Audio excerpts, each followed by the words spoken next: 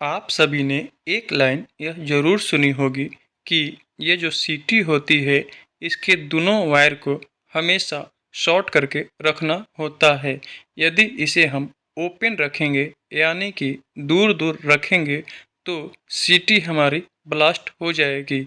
यदि आपने नहीं भी सुना है तो चलिए इस वीडियो के अंदर समझते हैं कि आखिर सीटी के दोनों वायर को ओपन रखने से सीटी ब्लास्ट क्यों हो जाती है।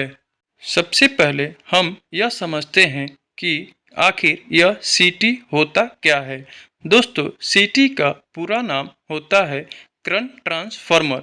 सीटी का यूज यदि हमें किसी वायर से यह पता करना हो कि इसमें से कितना करंट प्रवाहित हो रहा है तो हम सीटी का यूज करते हैं।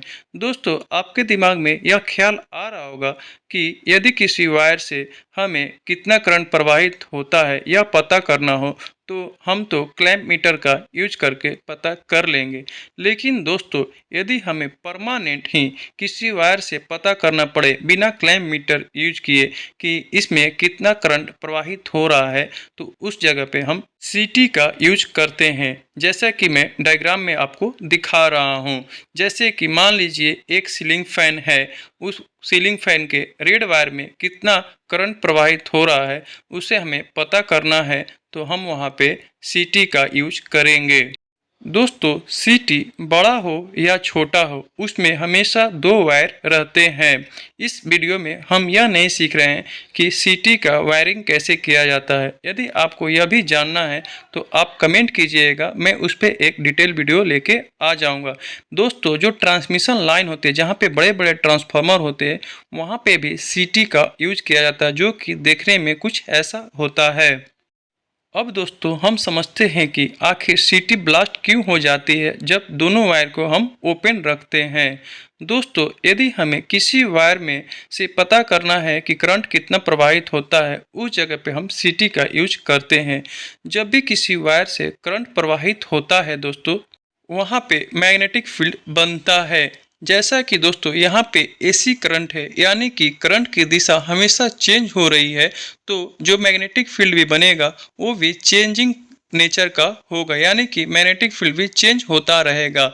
जब भी दोस्तों मैग्नेटिक फील्ड कॉइल से होके गुजरेगी तो वहाँ पे वोल्टेज जनरेट होगा।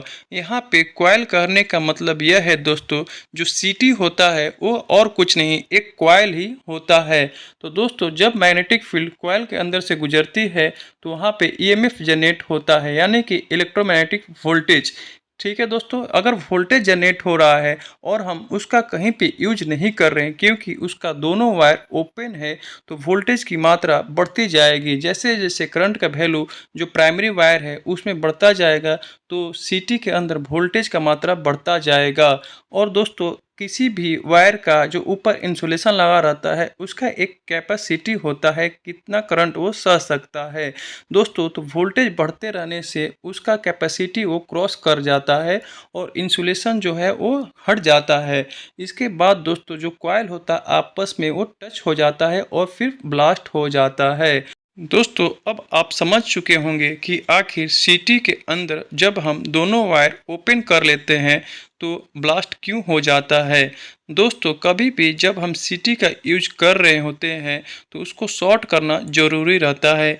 यदि दोस्तों ए मीटर यूज कर रहे हैं तो दोनों कनेक्शन ए मीटर से हो जाता है। यदि किसी कारण बस ए मीटर नहीं यूज करना है दोस्तों, तो जो भी सीटी का दोनों वायर है उसको आपस में शॉर्ट कर देना चाहिए। नहीं तो कभी कभी धमाका इतना ज़्यादा हो जाता है दोस्तों कि पैनल ही पूरा बर्बाद हो जाता है। इस बात को हम अब ध्यान रखेंगे। अगर आपको यह जानकारी अच्छी लगी तो लाइक और कमेंट कर दीजिएगा। Thank you.